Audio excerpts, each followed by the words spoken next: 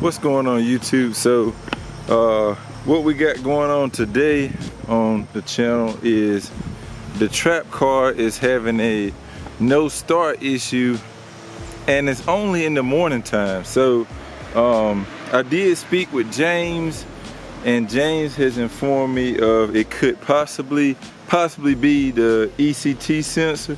So what we're gonna do now is get this thing to the shop and probably gonna just replace it. I went ahead and bought a new one.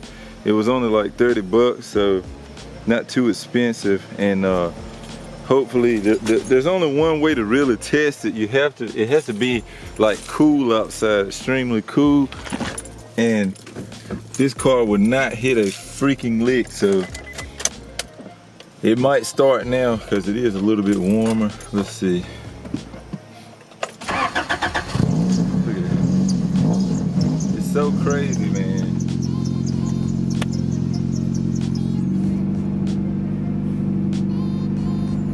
It's so crazy. Like I said, the car runs fine. Everything checks out. It's just when it's really, really early in the morning, because 2 days this week I tried to drive this thing to work.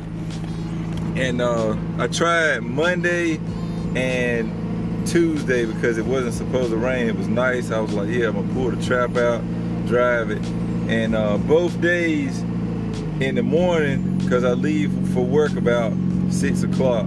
So in the morning when I came out to start it, it would not, I could turn it over all day, it would not hit one lick. So then Monday afternoon I got off, I came home, I said I'm gonna try it.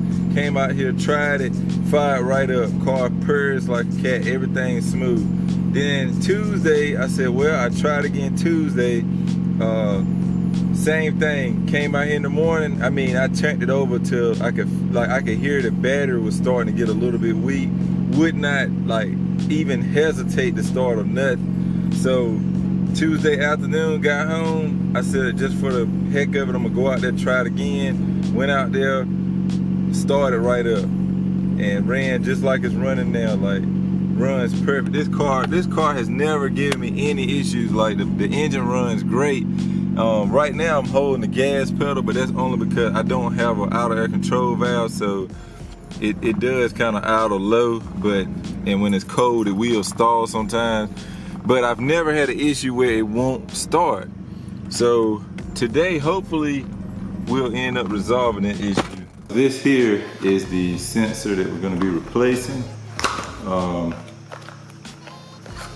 really simple sensor, but from what I'm told, this thing actually like does a major part in the computer. I mean, I guess it's telling the car to run or something, because James has always told me that you have to have this, like your car will not run without this.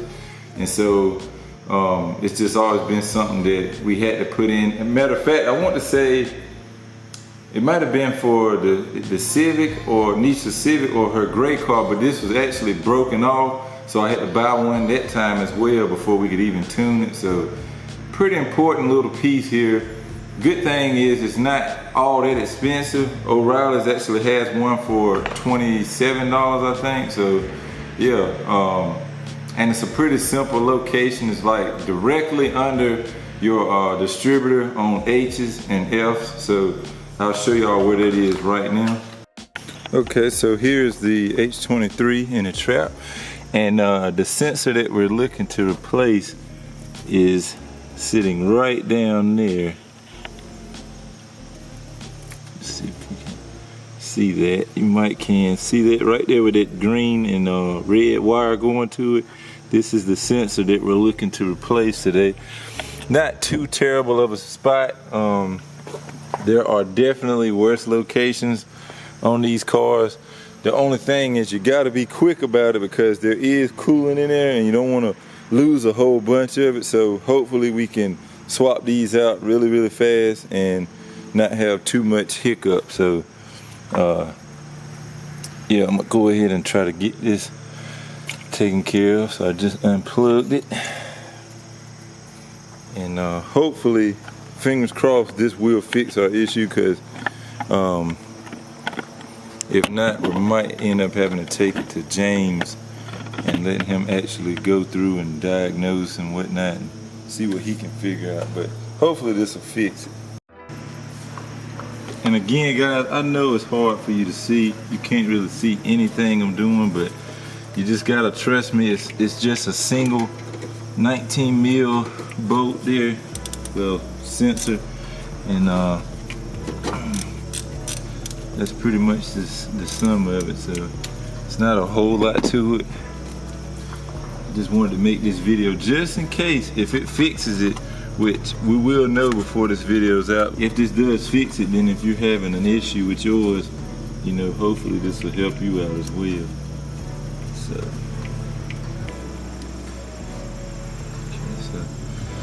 I don't know if you guys can see that, but here's the old sensor. I'm gonna keep it and hang on to it just in case it's not the sensor. We'll have a spare one, but for now we're really hoping that that's what the issue is. So yeah, let's take that 19 and snug that up.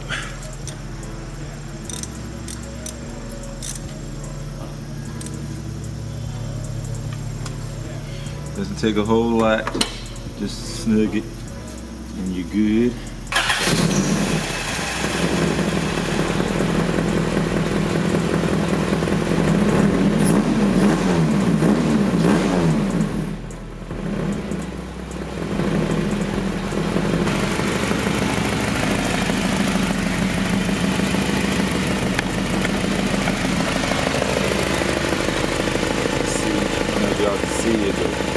There's the sensor sitting right there, that little silver piece sticking out. New sensor.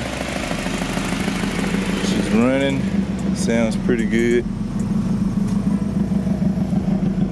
Sounds pretty darn good.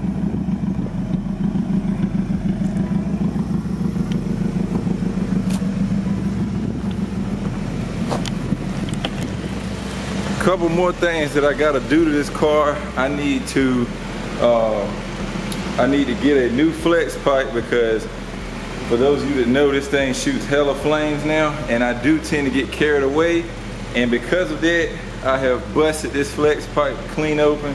So it sounds like it's got a pretty nasty exhaust leak. That's what it is. The flex pipe is just destroyed. So what I'm gonna do is, James has told me to order the flex pipe off of like eBay or somewhere that's got the actual like full metal on the inside, not just the weave looking stuff. He said they use those on like turbo cars and they can withstand a lot more heat, and they'll do better, like as far as me wanting to shoot flames and stuff and two-step. He said they'll hold up a lot, you know, longer. So I'm gonna just order one of those on eBay, get that in, and we'll take it back to our good folks at Easy Muffler and get that installed. And yeah, the trap should be pretty straight. I do plan on taking this thing back to James and getting, I guess you could say, a winter tune done, go back through it, make sure all the air fuels are right for this cooler weather that's coming in, as well as probably try to get a little bit more rowdy of a two-step out of it and stuff, and try to turn up the crackle tune a little bit more, just to see what we can get out of it. But yeah, that'll probably be pretty much it for the time being. We're also gonna be hopefully getting the turbo kit first of the year and getting that thrown on, and yeah, shooting for 400 horsepower. This is a completely bone stock H23A, but it's definitely doable on the stock engine. And I don't really drive this car a whole lot, so I tend to jump in the Civic more right now. So I think I want to say that it's about time for me to have a turbo car. I'm hoping I'm responsible enough not to blow it up so fast, but we'll just see. If I make 400, great. If it's safer, whatever James really tells me is safest at, that's where we'll probably leave it. So, but the goal is 400. If we make 400, I'll be happy. Even if we turn it back down some to preserve the longevity of the engine, I'm good. So yeah, but that'll all be coming The beginning of next year we'll start, putting a turbo in, but I'll probably be taking this engine out sometime during the winter, and we're gonna go ahead and get a stronger clutch put in it that'll hold, the boost and whatnot, as well as I want to try to just shoot this engine bay probably black. I know a lot of y'all get sick of me painting black engine bays, but that's just, it works for me because you can get them dirty and nobody really will notice because it's black, so you can't really see grease or anything. But yeah, we'll probably end up doing the engine bay in a nice gloss black, and yeah, getting a new clutch installed, and that way when we do get ready to turbo it, we won't have to worry about any slips or anything like that. We can run it at its full potential for what we have. So that'll all be coming up as well. Something else I picked up yesterday while I was out getting that sensor is a new bolt and spacer for this side of the hood on the H2B. A couple weeks ago I ended up losing the bolt, and because of that the hood has actually been leaning on my valve cover, so you can see it's been like, it done wiped the paint clean off of it right there. So I'm gonna go ahead and get this side fixed back up. In the near future, what I'm probably gonna end up doing is ordering those eBay quick releases, kind of mocked after the ones that like right hand drive Kev have, but I don't, I don't have the money to be spending on those expensive ones. So eBay has a cheaper knockoff brand for like, I want to say 70 bucks. And I'm gonna install those on here because I do like to be able to pull this hood off, but it's just too much work with these little spacers that you gotta line all of that stuff up. And me being the only person when I'm doing it, it's really difficult. So yeah, I'm gonna go ahead and get all of that resituated, and that way the Civic hood will lay like it should again, and hopefully it should stop rubbing on my kind of minty valve cover.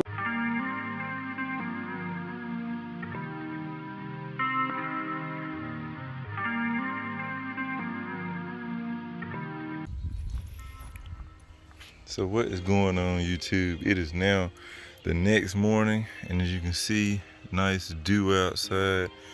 It's about 50 some degrees, and